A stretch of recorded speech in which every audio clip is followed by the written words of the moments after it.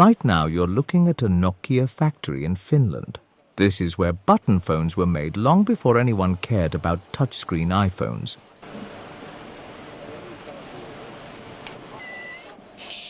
As you surely remember, Nokia dominated the feature phone era but underestimated the impact of Apple's iPhone and later Android devices.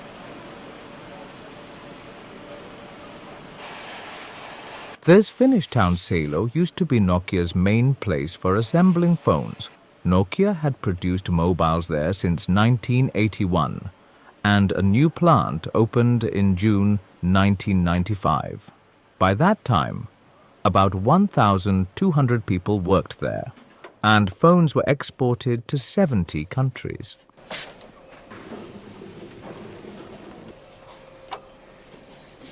Nokia's collapse from the world's #1 phone maker in the late 1990s to 2000s to irrelevance in the smartphone era was not caused by a single mistake, but by a mix of technological, strategic, and organizational failures.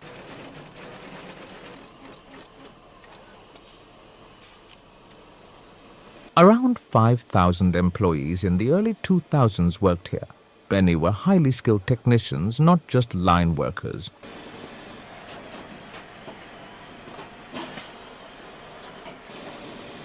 By 2013, Nokia's phone market share had collapsed from over 40% at its peak in 2007 to under 5%. In 2014, Nokia sold its handset division to Microsoft, effectively exiting the phone business.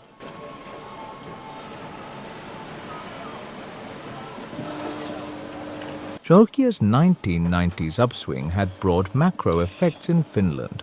Studies attribute a big share of Finland's manufacturing productivity growth in the 1990s to Nokia's rise, with exceptionally rapid productivity increases company-wide.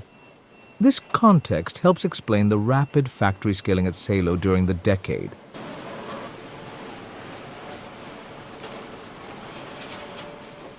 Nokia ran the Salo plant on a just-in-time model, with suppliers delivering parts frequently in small batches to reduce stock and keep lines flexible.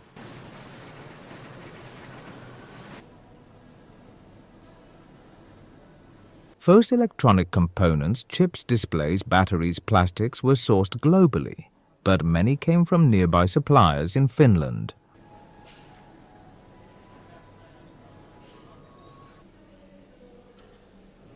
After phone module assembly, boards were tested electrically.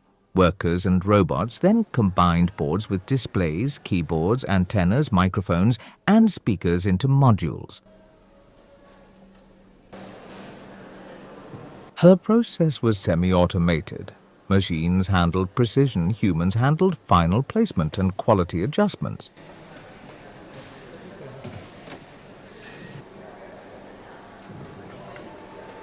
Modules were fitted into plastic or metal housings, typically injection molded in nearby supplier plants.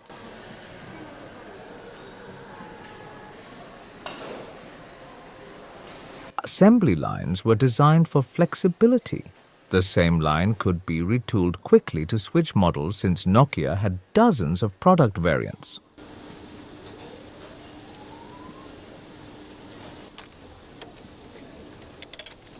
But now you are watching the manufacturing processes of Nokia computers in the early 2000s.